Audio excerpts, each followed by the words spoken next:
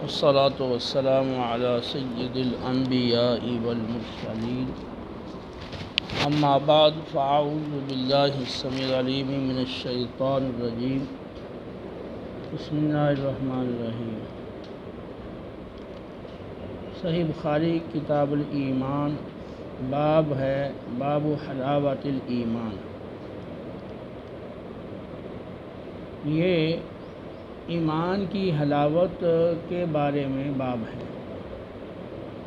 ایمان کی مٹھاس، ایمان کی لذت، ایمان کی چاشنی کے بارے میں یہ باب ہے۔ سیدنا امام بخاری علیہ رحمہ حضرت انس رضی اللہ تعالی عنہ سے اپنی سند کے ساتھ روایت نقل کرتے ہیں، نبی کریم صلی اللہ تعالی علیہ وسلم نے ارشاد فرمایا، تین باتیں، تین خصلتیں جس کے اندر ہوں گی وہ ایمان کی حلاوت اور مٹھاس پائے گا۔ نمبر ایک، اللہ اور اس کا رسول صلی اللہ علیہ وسلم اس کو ان دونوں کے ماسوا سے زیادہ محبوب اور پیارے ہوں۔ اور نمبر دو، وہ کسی بھی آدمی سے محبت کرے تو صرف اللہ کی رضا کے لیے ہو۔ اور نمبر تین، کفر میں لوٹ جانے کو وہ اسی طرح ناپسند کرے جس طرح آگ میں ڈالے جانے کو ناپسند کرتا ہے۔ تو تین باتیں، تین خصلتیں، تین عادتیں جس کے اندر ہوں گی تو وہ ایمان کی لذت اور چاشنی اور مٹھاس پائے گا۔ تو تین باتیں پھر آگے بیان کر دی گئی ہیں۔ ان میں پہلی بات یہ ہے کہ اللہ اور اس کے رسول صلی اللہ علیہ وسلم سے اس قدر شدید محبت ہو کہ ان دونوں کے علاوہ کسی اور سے اس قدر محبت نہ ہو۔ جیسے قرآن میں فرمایا گیا ہے، والذین آمنوا اشد حبا للہ، تو ایمان والے اللہ کے برابر کسی سے محبت نہیں کرتے۔ تو اللہ کے رسول صلی اللہ علیہ وسلم کے ساتھ جو محبت ہے وہ باقی تمام چیزوں کی محبت پر غالب ہو۔ اور دوسری چیز یہ ہے کہ کسی آدمی سے محبت اگر ہو تو صرف اللہ کی خاطر ہو، اپنے نفس کی وجہ سے اور اس کے حسن و جمال، اس کے مال و دولت، اس کے عہدہ و اقتدار کی خاطر نہ ہو، دنیاوی مفادات کی خاطر نہ ہو، اپنی خواہش کی خاطر نہ ہو۔ کسی سے اگر محبت ہو تو صرف اور صرف اللہ کی رضا کے لیے ہو۔ اور تیسری چیز یہ ہے کہ کفر میں لوٹ جانے کو اس طرح ناپسند کرتا ہو جس طرح آگ میں ڈالے جانے کو ناپسند کرتا ہے۔ کفر سے انتہا درجے کی نفرت ہو۔ ظاہر ہے کہ آگ میں ڈالے جانے کو ہر ایک انتہا درجہ ناپسند کرتا ہے۔ تو جس طرح آگ میں ڈالے جانے کو آدمی ناپسند کرتا ہے، اسی طرح کفر میں لوٹ جانے کو ناپسند کرے، کفر میں پڑ جانے کو ناپسند کرے۔ تو یہ تین باتیں جس کے اندر ہوں گی وہ ایمان کی مٹھاس، ایمان کی حلاوت اور ایمان کی لذت وہ پائے گا، اور اس کو اطاعت میں، فرمانبرداری میں، عبادات میں وہ لذت اور چاشنی وہ محسوس ہوگی۔ تو صحابہ کرام علیہم رضوان جن کا ایمان دوسروں کے لیے کسوٹی اور معیار بنایا گیا ہے، ان کے اندر یہ چیز بدرجہ کمال موجود تھی۔ جب آدمی کو نیک اعمال میں، اطاعت و فرمانبرداری میں، عبادات میں لذت آئے گی اور اس کو اطمینان قلب حاصل ہوگا۔ الا بذکر اللہ تطمئن القلوب، خوب سن لو اللہ کی یاد ہی میں دلوں کا چین ہے۔ وَيَهْدِي إِلَيْهِ مَنْ أَنَابَ الَّذِينَ آمَنُوا وَتَطْمَئِنُّ قُلُوبُهُم بِذِكْرِ اللَّهِ، اللہ اپنی جانب ہدایت دیتا اور رہنمائی کرتا ہے اس کی جس نے اس کی طرف رجوع کیا اور جو ایمان لائے، اور جن کے دل اللہ کی یاد سے اور اس کے ذکر سے اور اس کی اطاعت سے چین پاتے ہیں، اطمینان پاتے ہیں۔ جب اللہ کی یاد میں ان کو چین آئے گا اور ان کو اطمینان ہوگا تو بڑی سے بڑی عبادات کرنا ان کے لیے مشکل نہیں ہوگا، کیونکہ وہ جب اس میں چین اور اس میں اطمینان پائیں گے تو وہ ان کو خوشی کے ساتھ بجا لائیں گے اور ان عبادات کی ادائیگی میں انہیں کوئی کراہت نہیں ہوگی۔ تو یہ تین باتیں ہیں اپنے اندر پیدا کی جائیں تاکہ بندہ ایمان کی مٹھاس اور لذت پا سکے، اور یہ مٹھاس اور لذت کی وجہ سے وہ تمام اطاعت والے کام وہ حسن و خوبی کے ساتھ، وہ خوش دلی کے ساتھ اور پورے اخلاص کے ساتھ سر انجام دے سکے۔ تو یہ جو تینوں چیزیں ہیں تو ان میں گھٹنا بڑھنا پایا جاتا ہے، محبت گھٹتی بڑھتی ہے، اور اسی طرح اللہ کی رضا کی خاطر کسی سے محبت اور دوستی رکھنا، اس میں بھی گھٹنا بڑھنا پایا جاتا ہے، اور اسی طرح کفر میں لوٹنے کو ناپسند کرنا، اس کے بھی درجات ہیں۔ تو تین چیزیں جن کو ایمان کی حلاوت کا سبب بنایا گیا ہے، قرار دیا گیا ہے، تو ان میں چونکہ گھٹنا بڑھنا پایا جاتا ہے، اس لیے امام بخاری رحمہ اسے ثابت کر رہے ہیں کہ ایمان گھٹتا بڑھتا ہے، اور ایمان کے گھٹنے بڑھنے سے ایمان کی لذت گھٹے بڑھے گی۔ تو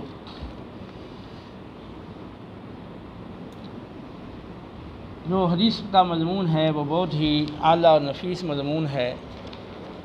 اس حوالے سے ہر مسلمان کو چاہیے کہ وہ اپنے اندر ان اعلیٰ اور عمدہ اوصاف کو پیدا کرنے کے لیے فکر مند ہو اور اس کے لیے وہ کوشش کرے۔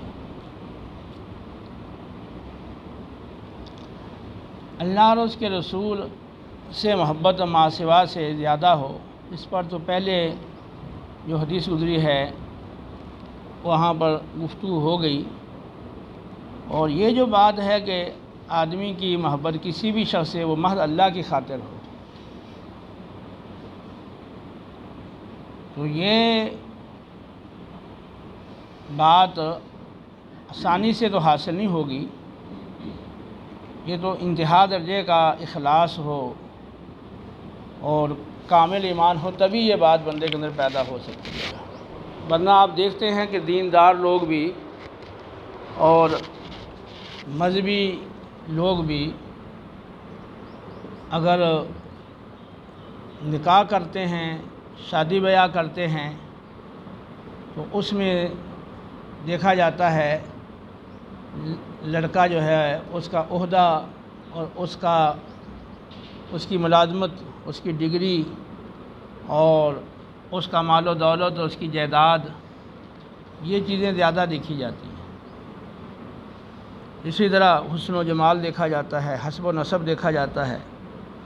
بخاری مسلم کی حدیث ہے، نبی کریم صلی اللہ علیہ وسلم نے فرمایا کہ جب تم نکاح کرو تو اس بات کا خیال رکھو کہ 4 چیزوں کی وجہ سے نکاح کیا جاتا ہے۔ حسب و نظر کی وجہ سے، حسن و جمال کی وجہ سے، مال و دولت کی وجہ سے اور دینداری کی وجہ سے۔ تم دیندار عورت کو لازم پکڑو، اس کو پانے میں کامیابی حاصل کرو۔ عورت والے بھی نیک اور صالح لڑکا جو دیندار ہو اس کو ترجیح دیں، اور اسی طرح لڑکے والے بھی دیندار لڑکی کو ترجیح دیں۔ تو وجہ ترجیح وہ دین ہونا چاہیے، دین۔ تو عمومی طور پر جو نکاح ہے، رشتہ قائم کرنا ہے، یا آپ ویسے کسی کے ساتھ دوستی کرتے ہیں، کوئی تعلقات آپ ان کے ساتھ کسی کے ساتھ اچھے بناتے ہیں، تو اس کی عمومی بنیاد وہ دنیاوی مفادات ہوتے ہیں۔ خالصتاً اللہ کی رضا کی خاطر اور محبت ہوگی تو اسی صورت میں ہوگی کہ وہ آدمی بڑا نیک ہے، بڑا دیندار ہے، صاحب علم، صاحب تقوی، صاحب خشیت ہے، تو اس لیے آپ اس سے محبت کرتے ہیں۔ یعنی آپ کی کسی سے محبت کا جو محرک ہے وہ محض اللہ کی رضا۔ تو وَمِنَ النَّاسِ مَن يَشْرِي نَفْسَهُ ابْتِغَاءَ مَرْضَاتِ اللَّهِ وَاللَّهُ رَءُوفٌ بِالْعِبَادِ۔ لوگوں میں بعض وہ بھی ہیں جو اللہ کی رضا کے حصول کی خاطر اپنی جانیں صرف کر ڈالتے ہیں۔ اللہ کو راضی کرنا ہے نا، اس کے لیے نمازوں کی پابندی، زکوٰۃ کی ادائیگی، حج کی ادائیگی، رمضان کے روزے اور باقی جتنے بھی احکام ہیں ان پر عمل، اور دین کی دعوت، اور یہاں تک کہ دین کی سربلندی کے لیے اللہ کی راہ میں اپنی جان پیش کرنا اور شہادت کا رتبہ پانا۔ تو یہ ساری چیزیں اس بندے کے اندر ہوں گی جب اس کا مقصود اللہ کی رضا ہوگا۔ وَمِنَ النَّاسِ مَن يَشْرِي نَفْسَهُ ابْتِغَاءَ مَرْضَاتِ اللَّهِ۔ تو بندوں میں کوئی وہ ہے جو اللہ کی رضا کی خاطر اپنی جان بیچ دیتا ہے، اپنی جان وہ صرف کر دیتا ہے۔ تو جو کسی بھی انسان سے محبت رکھے گا تو محض اللہ کی خاطر رکھے گا، تو اسی وقت ہوگا جب اللہ کی رضا اس کی اصل مقصود ہو اور اصل مطلوب ہو۔ جب اللہ کی رضا مطلوب ہے تو پھر اس کے جتنے بھی سارے کام ہیں اور ساری زندگی کی جو سرگرمیاں ہیں ان کا محور و مرکز وہ اللہ کی رضا ہوگا، اور وہ کام کرے گا جو اللہ کی رضا کا باعث ہو۔ اور پھر اگلی جو بات ہے، کفر میں لوٹ جانے کو اسی طرح ناپسند کرے جس طرح آگ میں ڈالے جانے کو ناپسند کرتا ہے۔ تو اللہ کے ہاں سب سے زیادہ جو مبغوض چیز ہے اعمال میں سے اور عقائد میں سے وہ ہے کفر اور شرک۔ کفر شرک کی جو شکل ہے اس میں بھی کفر پایا جاتا ہے۔ جو اعتقادی منافق ہیں تو اعتقادی نفاق کی شکل میں بھی کفر پایا جاتا ہے، اور اعلانیہ جو کفر ہے وہ بھی کفر پایا جاتا ہے۔ تو کفر کی مختلف شکلیں ہیں۔ تو حقیقی کفر جو ہے ضروریات دین میں سے بعض کا یا سب کا انکار، یہ کفر ہے۔ تو جب کسی شخص کا مقصود وہ اللہ کی رضا ہو تو اس کو پتہ ہے کہ کفر سب سے زیادہ اللہ کو مبغوض ہے، اور یہ سب سے زیادہ اللہ اسی سے ناراض ہوتا ہے۔ وَمَن يُشَاقِقِ الرَّسُولَ مِن بَعْدِ مَا تَبَيَّنَ لَهُ الْهُدَىٰ وَيَتَّبِعْ غَيْرَ سَبِيلِ الْمُؤْمِنِينَ نُوَلِّهِ مَا تَوَلَّىٰ وَنُصْلِهِ جَهَنَّمَ وَسَاءَتْ مَصِيرًا إِنَّ اللَّهَ لَا يَغْفِرُ أَن يُشْرَكَ بِهِ وَيَغْفِرُ مَا دُونَ ذَلِكَ لِمَن يَشَاءُ وَمَن يُشْرِكْ بِاللَّهِ فَقَدْ ضَلَّ ضَلَالًا بَعِيدًا۔ تو جو حق کھل جانے کے بعد، حق پوری طرح واضح ہو جانے کے بعد حکم رسول کا خلاف کرے اور مومنین کا راستہ چھوڑ کے دیگر راستوں پر چلے، تو اللہ فرماتا ہے جدھر وہ خود چلا ہے اپنے اختیار سے ہم اسے ادھر ہی چلائیں گے اور اس کو جہنم میں داخل کریں گے، وہ بہت ہی برا ٹھکانہ ہے۔ بے شک اللہ تعالیٰ اس بات کو تو معاف نہیں کرے گا کہ اس کے ساتھ کسی کو شریک ٹھہرایا جائے، اور شرک کے علاوہ، کفر کے علاوہ باقی جتنے بھی گناہ ہیں وہ جس کے لیے چاہے گا معاف کر دے گا۔ جس نے شرک کیا وہ بہت بڑی گمراہی میں جا پڑا۔ یہ ہے کہ توبہ سے پہلے مر گیا، اگر توبہ کی ہے تو توبہ تو شرک سے بھی ہو سکتی ہے اور توبہ کفر سے بھی ہو سکتی ہے، توبہ نفاق سے بھی ہو سکتی ہے۔ لیکن اگر وہ اسی حال میں مر گیا بغیر توبہ کے، تو اب اگر کفر کیا تھا، شرک کیا تھا، اعتقادی نفاق تھا، وہ بھی کفر ہی ہے، تو پھر کفر نہیں معاف ہوگا، اس کی سزا دائمی جہنم ہے۔ ہاں کفر نہیں کیا، شرک نہیں کیا، اعتقادی منافق نہیں بنا، تو کفر سے محفوظ رہا، اب وہ مار گیا ہے تو باقی جو اس کے گناہ ہیں وہ اللہ تعالیٰ جس کے لیے جتنے چاہے گا وہ معاف کر دے گا۔ تو پتہ چلتا ہے کہ سب سے بڑا گناہ اور اللہ کی ناراضگی کا سب سے بڑا جو سبب ہے وہ کفر ہے۔ خالدین فیہا، اور خالدین فیہا ابدا، جس طرح اہل جنت کے لیے یہ لفظ آیا ہے کہ وہ دائماً جنت میں رہیں گے اور ہمیشہ جنت میں رہیں گے، جس طرح یہ لفظ اہل جنت کے لیے آیا ہے کہ وہ دائمی جنت میں رہیں گے، اسی طرح اہل جہنم کے لیے لفظ آیا ہے جو کفار ہیں، جن کا کفر پہ خاتمہ ہوا ہے، تو خالدین فیہا، وہ ہمیشہ جہنم میں رہیں گے، ٹھیک ہے، دائمی طور پر جہنم میں رہیں گے۔ تو معلوم ہوا کہ جو کفر ہے وہ اللہ کی ناراضگی کا وہ بہت بڑا اور سب سے بڑا سبب ہے، اور یہ سب سے زیادہ ناراضگی اللہ کی اسی کفر سے ہوتی ہے۔ تو اب جو اللہ اور اس کے رسول سے محبت کرتا ہو اس قدر کہ کسی اور چیز سے اتنی محبت نہ کرتا ہو، اور جو کسی سے اور محبت رکھتا ہے تو محض اللہ کی خاطر رکھتا ہے، تو اس سے یہ متصور نہیں ہے کہ پھر وہ کفر کو کمال درجہ ناپسند نہ کرے، کیونکہ جو اللہ کے رسول صلی اللہ علیہ وسلم کی سچی محبت جتنی ہوگی، کفر کو اتنا ہی وہ آدمی ناپسند کرے گا۔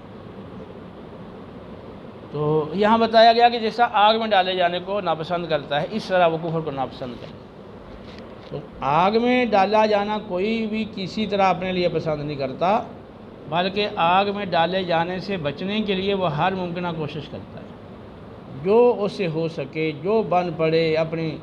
جان، اپنا مال، اپنی طاقت، اپنی قوت، اپنی صلاحیتیں، سب کچھ وہ اپنے آپ کے بچاؤ کے لیے وہ لگا دیتا ہے۔ تو اس سے پتہ چلا کہ انسان جو ہے وہ سب سے زیادہ وہ آگ میں ڈالے جانے کو ناپسند کرتا ہے۔ ظاہر سی بات ہے، انسان اپنی جان کے بچاؤ کے لیے کتنے پیسے اور کتنی جائیدادیں اور کتنی چیزیں بیچ کے وہ صرف کر دیتا ہے، اور کسی طرح سے میری جان بچ جائے۔ تو آگ میں ڈالا جانا یہ عام موت سے بڑھ کر تکلیف دہ ہے۔ تو ہر شخص آگ میں ڈالے جانے کو انتہا درجہ اور کمال درجہ ناپسند کرتا ہے۔ تو ایسا شخص جس کو اللہ سے اور اللہ کے رسول صلی اللہ علیہ وسلم سے سچی محبت ہے، اور یہ محبت بھی باقی محبتوں میں غالب ہے، تو لازماً وہ کسی بھی شخص سے اگر دوستی کرے گا تو اللہ کی خاطر کرے گا، محبت ہوگی تو اللہ کی خاطر، نفرت ہوگی تو اللہ کی خاطر، اور کفر سے جو نفرت ہے اس کی انتہا درجے کی ہوگی، جیسا آگ میں ڈالے جانے کو ناپسند کرتا ہے۔ یہ بھی ایک سمجھانے کے لیے بات ہے، ورنہ جو سچے اہل ایمان ہیں وہ آگ میں ڈالا جانا یہ تو گوارا کر لیتے ہیں، کفر گوارا نہیں کرتے، کیونکہ آگ میں ڈالے جانے سے کیا ہوگا، جان ہی جانی ہے نا۔ تو کتنے ایسے ہیں شہداء جنہوں نے اپنی جانیں دی ہیں کفر کو مٹانے کے لیے، کفر کو جڑ سے اکھاڑنے کے لیے، کفر کو مغلوب اور نیچا کرنے کے لیے، اعلاء کلمات اللہ کے لیے انہوں نے اپنی جانیں دی ہیں۔ انہیں تلواروں سے کاٹا گیا ہے، تیروں سے، نیزوں سے انہیں زخمی اور چھلنی کیا گیا ہے، ان کے اعضاء کاٹے گئے ہیں، یا ان کو انتہائی کھولتے ہوئے تیل میں ڈالا گیا ہے، یا ان کو آگ میں ڈالا گیا ہے، جیسے خندق والوں کا واقعہ قرآن میں موجود ہے کہ نہیں؟ خندق والوں کا واقعہ قرآن میں موجود ہے کہ آگ کی خندق کھدوا کے بادشاہ نے، جو اللہ کے ماننے والے تھے، جو سچے اہل ایمان تھے، جنہوں نے بادشاہ کو خدا نہیں مانا، ان کو وہ آگ کی کھائی میں ڈال دیا تھا، اور وہ سارے جو ہے نا وہ تماشا دیکھ رہے تھے خندق کے ارد گرد بیٹھ کر، مومنین کو آگ میں جلتا ہوا دیکھ کر وہ تماشا وہ اپنا وہ دیکھ رہے تھے، وہ تماشا انہوں نے اس کو بنا رکھا تھا۔ اذ ہم علیہا قعود وہم علی ما یفعلون بالمؤمنین شہود۔ تو مومنین کے ساتھ جو یہ معاملہ کر رہے تھے کہ آگ میں انہیں ڈال رکھا تھا اور آگ میں انہیں جلا رہے تھے، اس پر وہ خود گواہ ہیں۔ آگے پھر فرمایا ان الذین فاتنوا المؤمنین والمؤمنات ثم لم یتوبوا فلہم عذاب جہنم ولہم عذاب الحریق۔ تو مومنین کو جنہوں نے ستایا ہے، اذیتیں اور تکلیفیں دی ہیں، آزمائشوں میں ڈالا ہے، پھر بغیر توبہ کے مر گئے ہیں، ان کے لیے جلانے والا جہنم کا سخت عذاب ہے۔ تو جو سچا مومن ہے وہ آگ میں ڈالے جانے کے مقابلے میں کفر کو زیادہ ناپسند کرتا ہے کہ وہ آگ میں ڈالا جانا، یہ تو وہ دین کی خاطر گوارا کر لیتا ہے، وہ ایمان کی خاطر گوارا کر لیتا ہے، جس طرح کہ وہ آگ کی کھائی والے جو لوگ تھے انہوں نے ایمان کی خاطر اور کفر سے بچنے کی خاطر اپنی جانیں دے دی اور کفر کو اختیار نہیں کیا۔ تو یہ تینوں چیزیں جو ہیں وہ کمال درجے کی ہیں، ان کو اپنے اندر پیدا کرنا چاہیے، اس پہ توجہ دینی چاہیے۔ اور بنیادی چیز ہے وہ اللہ کے پیارے حبیب علیہ السلام کی محبت۔ جو محبت بڑھتی چلی جائے گی تو باقی جو ہے ایمان کے جو درجات ہیں اور جو خصلتیں ہیں اور ایمان کے جو اعمال ہیں وہ محبت کی وجہ سے آٹومیٹک بڑھتے چلے جائیں گے۔ یہ اللہ اور اس کے رسول صلی اللہ علیہ وسلم کی محبت کوئی جامد چیز تو نہیں ہے کہ بندہ محبت کرے تو اس کے اندر کچھ تحرک نہ ہو اور کوئی اس محبت کا تقاضا جو ہے وہ اس کے اندر نہ پایا جائے۔ دنیاوی محبت کو دیکھ لیں کہ دنیاوی محبت میں لوگ کیا کچھ کر گزرتے ہیں، اس کے واقعات کتب میں موجود ہیں۔ لوگ دنیاوی محبت کے اندر اور دنیاوی عشق کے اندر اپنی جانیں دے دیتے ہیں، اپنا سب کچھ لٹا دیتے ہیں۔ جو حقیقی محبت ہو تو جو اللہ رسول سے محبت ہے وہ حقیقی محبت ہے، تو حقیقی عشق حقیقی محبت تو اس کے وہ تو ایسے بھی بڑھ کر ہے کہ جو شخص دنیا کی محبت میں وہ اپنا سب کچھ لٹانے کے لیے تیار ہے، تو جو اللہ رسول کا سچا محب ہوگا وہ اس سے بڑھ کر جو ممکن ہوگا وہ سب کچھ دینے کے لیے تیار ہوگا۔ اور اللہ رسول کی محبت اگر مل جاتی ہے تو پھر آدمی بظاہر اس محبت کی خاطر جو کچھ دے ڈالے وہ اصل میں وہ بظاہر تو دے رہا ہے لیکن اصل میں اس کو مل رہا ہے، وہ جنت کی انعامات کی صورت۔ تو اللہ تعالیٰ اپنے خاص فضل سے اور اپنے محبوب علیہ السلام کے توسل سے ہمارے اندر یہ ایمان کی جو خوبیاں ہیں اور خصلتیں ہیں اور جو اعمال ہیں ہمارے اندر پیدا فرمائے اور ہمیں اس کی توفیق دے اپنی خاص نظر عنایت سے۔ اگلا باب ہے باب علامت الایمان حب الانصار۔ تو ایمان کی علامت انصار کی محبت ہے۔ امام بخاری علیہ رحمہ نے اپنی سند سے روایت نقل کی ہے، عبداللہ بن جبر عبداللہ بن جبر وہ کہتے ہیں کہ میں نے انس بن مالک کو سنا، وہ نبی کریم صلی اللہ علیہ وسلم سے انہوں نے روایت کی، نبی کریم صلی اللہ علیہ وسلم نے فرمایا آیت الایمان حب الانصار و آیت النفاق بغض الانصار۔ ایمان کی علامت انصار کی محبت ہے اور نفاق کی علامت انصار کا بغض ہے۔ وہ انصار یہ وہ حضرات ہیں جو مدینہ کے رہنے والے تھے اور جنہوں نے رسول اللہ صلی اللہ علیہ وسلم کے ساتھ معاہدہ عہد اور بیعت کی تھی کہ آپ صلی اللہ علیہ وسلم مکہ سے مدینہ تشریف لے آئیں تو وہ انصار لوگ آپ صلی اللہ علیہ وسلم اور آپ کے کلمہ گو غلام ہجرت کر کے آنے والے مہاجرین ان سے ہر طرح کی ممکنہ بھلائی اور خیر کا رویہ اختیار کریں گے، آپ کی حفاظت کریں گے جان و مال سے، اور جس طرح اپنی جانوں کی، اپنے بیٹوں کی، اپنی بیویوں کی حفاظت کرتے ہیں، تو آپ صلی اللہ علیہ وسلم کی بھی اسی طرح بھرپور حفاظت کریں گے، اور آپ کے جتنے ساتھی ہیں ان کے ساتھ ہمدردی اور خیر خواہی اور ان کے ساتھ مالی تعاون وہ کریں گے۔ تو انہوں نے جو عہد کیا تھا اس کو کمال درجہ انہوں نے پورا کیا، اور انہوں نے آنے والے مہاجرین کی بھرپور مدد کی ہے، یہاں تک کہ خود شدید حاجت مند ہونے کے باوجود وہ مہاجرین کو ترجیح دیتے تھے، جس کا قرآن پاک میں ذکر کر کے انصار کی تعریف فرمائی گئی۔ تو نبی کریم صلی اللہ تعالیٰ علیہ وسلم نے یہاں پر انصار کی محبت کو ایمان کی علامت اور نفاق کی علامت ہے وہ انصار کے بغض کو قرار دیا۔ تو اس کی بنیادی وجہ یہی ہے کہ انصار نے جس طرح بیعت عقبہ کے وقت آپ صلی اللہ علیہ وسلم سے بیعت کرتے ہوئے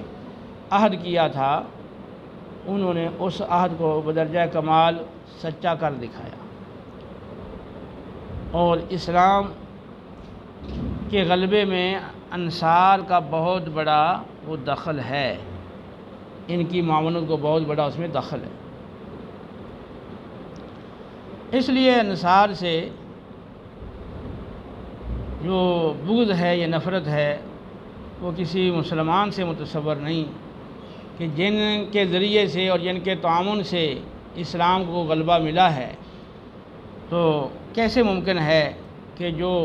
سچا مسلمان ہو اور اسلام کے غلبے کو وہ پسند کرتا ہو، اور ان کا جو انصار کا رویہ تھا بے مثال، تو وہ اس کو پسند ہو لیکن وہ انصار کو پسند نہ کرے، یہ کیسے ممکن ہے؟ اس لیے آپ صلی اللہ علیہ وسلم نے انصار کی محبت کو ایمان کی علامت قرار دیا اور انصار کے بغض کو نفاق کی علامت قرار دیا۔ اگلی روایت ہے